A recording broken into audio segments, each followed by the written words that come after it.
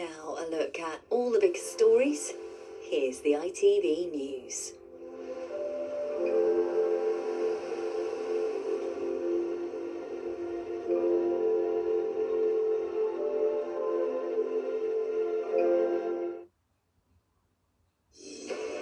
Terrifying moments after a car ploughed into pedestrians on a night out in Derby city centre. ITV News has obtained exclusive footage of the incident in which 7 people were badly hurt, which is now being investigated by counter-terrorism police. I want to thank all those who responded so quickly to last night's events. In particular, the members of the public who came to the aid of those injured and helped provide first aid. Also tonight, after a month of bombing and reports of plans for a ground operation, Iran says it will rain fire on any American soldiers who set foot on its territory. We are ready to go, the team is ready to go, and the vehicle is ready to go. The astronauts all set to venture further into space than anyone's ever been, and Kimi Antonelli is victorious at Suzuka.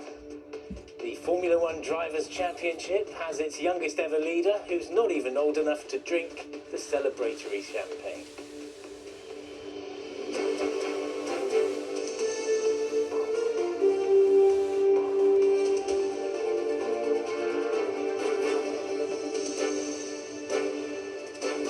This is ITV News with Geraint, Vincent. Good evening. 7 people remain in hospital in Derby after a car ploughed into them during a night out in the city centre. Counter-terror police are now taking part in the investigation, and a 36-year-old man is still being questioned on suspicion of attempted murder. ITV News has obtained CCTV footage of the moments just after the incident as the car speeds past and people run to help the injured. From Derby, Charlotte Cross reports. It happened in seconds. A black car drove into the crowd out enjoying their Saturday night in Derby. This footage obtained by ITV News appears to show it then leaving the scene at speed. We've seen a lot of ambulances and police cars here. A lot of people on the floor trying to help out. We were staying in a little Airbnb up the road and we heard all the ambulances going down. It's really terrifying. It's a concern. Everyone started calling me whether you are there, are you okay? 7 people were seriously injured and taken to hospital, though none are thought to be in a life-threatening condition. CCTV shows passers-by rushing to help those hurt, and officers arrested the suspected driver just 7 minutes later. This swift action would not have been possible without eyewitnesses who contacted us about the vehicle's whereabouts as it was driven away from the scene. I want to thank all those who responded so quickly to last night's events. In particular, the members of the public who came to the aid of those injured and helped provide first aid. Today, forensics teams combed through the debris on the street, evidence of last night's horror. And there were calls for authorities to work together to take action to ensure people in areas like this are kept safe. Well, I was certainly stunned. You don't expect this to happen in your home city. And I do think going forward we'll want to be looking again and reviewing whether or not more needs to be done to prevent incidents like this. The police cordon in Friargate was lifted this afternoon, but the man arrested remains in custody tonight, being questioned on suspicion of attempted murder, along with other suspected offences too. Now, counter-terrorism police are assisting with this investigation, but we are told that is routine, and it doesn't mean that this was a terrorism incident. Police say they are keeping an open mind as to what the motive might have been. For now, attention is on those injured and their families, as investigations into how and why this happened continue. Charlotte Cross, ITV News. From the Speaker of Iran's parliament today, a dire warning. His country's forces, he said, are waiting for American soldiers to invade so that they can rain fire upon them. His words came as around 3,500 US Marines and sailors arrived in the region on an amphibious assault ship. Day 30 of the conflict has seen another wave of airstrikes on Tehran this evening, while Israel's Prime Minister says he's ordered his forces to expand their invasion of southern Lebanon. Graham Stothard has the latest. In South Lebanon, Christians gathered for Palm Sunday, ignoring Israeli dispersal orders. A Attacks there have intensified in recent days. Yesterday, 3 journalists were killed in an Israeli strike. Their funeral was held earlier in the capital. Their deaths were described as a war crime by their colleagues. But Israel has said one of them was a member of Hezbollah. It provided no evidence. The Prime Minister Benjamin Netanyahu, though, shows no sign of letting up, telling his citizens to stand firm, calling Hezbollah, Hamas and Iran defeated enemies. In Iran, rubble from broken buildings fills the streets, the result of not just Israeli but US airstrikes. And now a possible escalation, the Americans threatening boots on the ground, a prospect the Iranian regime seems to relish. One military leader threatening American soldiers will become prey for the sharks of the Persian Gulf. The Parliament Speaker there saying they're waiting to rain fire on US troops. In Pakistan, though, foreign ministers from across the Middle East met to discuss how to try and end the fighting, which seems to be pulling more and more countries into its orbit. The Houthis and Hezbollah are striking Israel. Israel is striking back. And Iran is lashing out at countries across the Gulf. Despite the Americans claiming to have decimated their military capacity. No, I'm not putting troops anywhere. If I were, I certainly wouldn't tell you. President Trump also appears to have changed direction on what he said 10 days ago. Those at a conservative conference in Dallas didn't seem to mind. I believe that eventually you will end up with boots on the ground. I trust President Trump. I know he knows a lot more than I know. If we need boots on the ground, let's do it and get out of there fast. Away from the conference hall, for those in the countries where the war is the daily destructive reality, escalation in this conflict will not be so welcome. Graham Stothard, ITV News.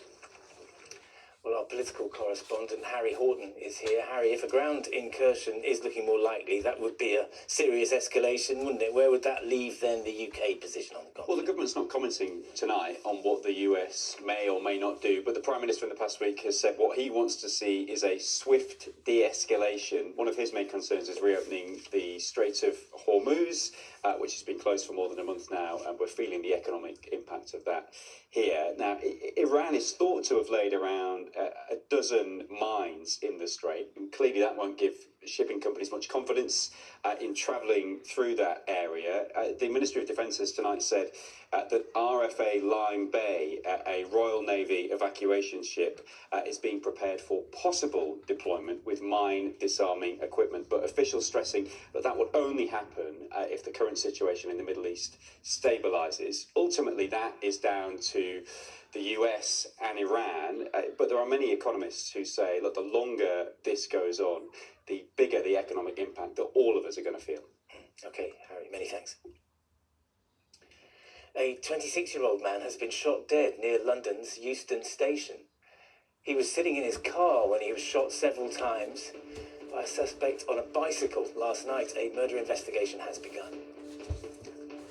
Police have identified a 16-year-old girl who died after being found unconscious with serious injuries on a street in Leeds on Saturday morning.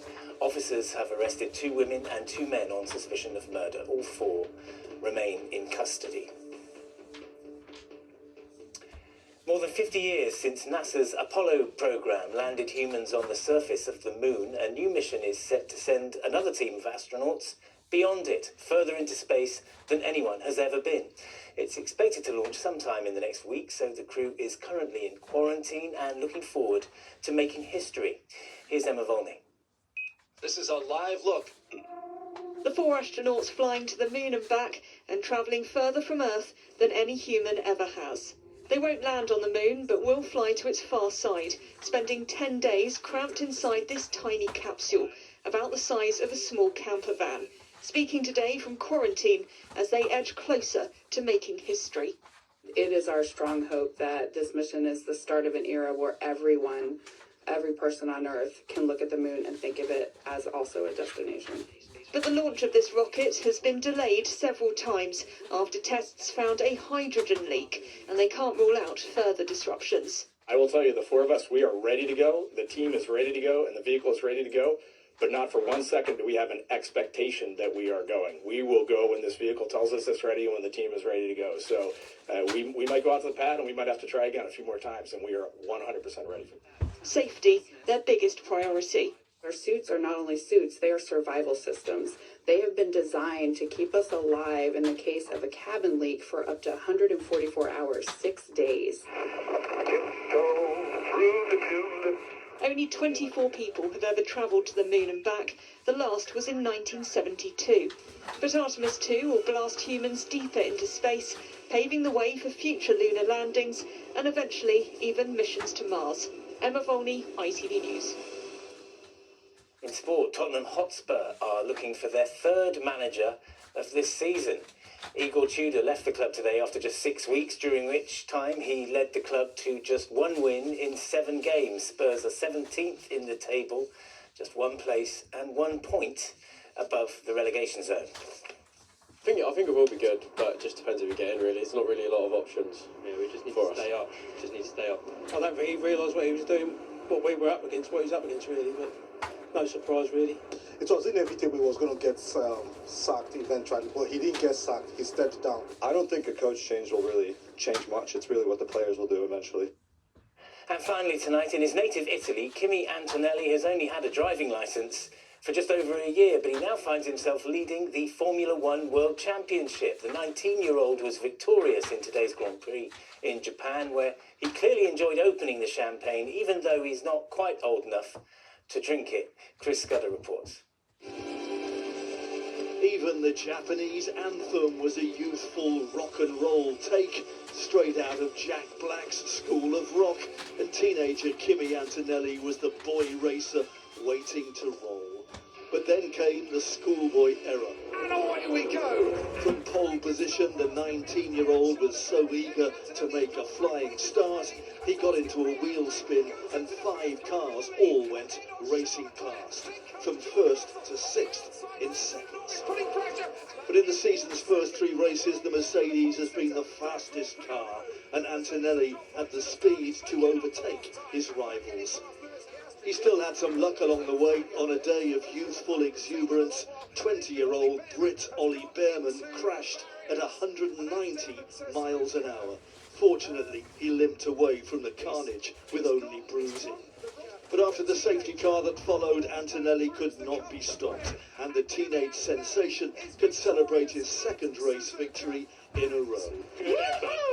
The times, they are a-changing in Formula One, and Kimi Antonelli at 19 is the youngest driver ever to lead the standings. Chris Scudder, ITV News.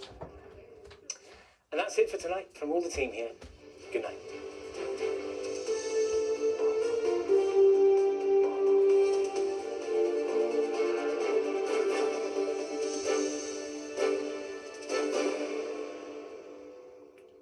It's not span. Put the A and the P. So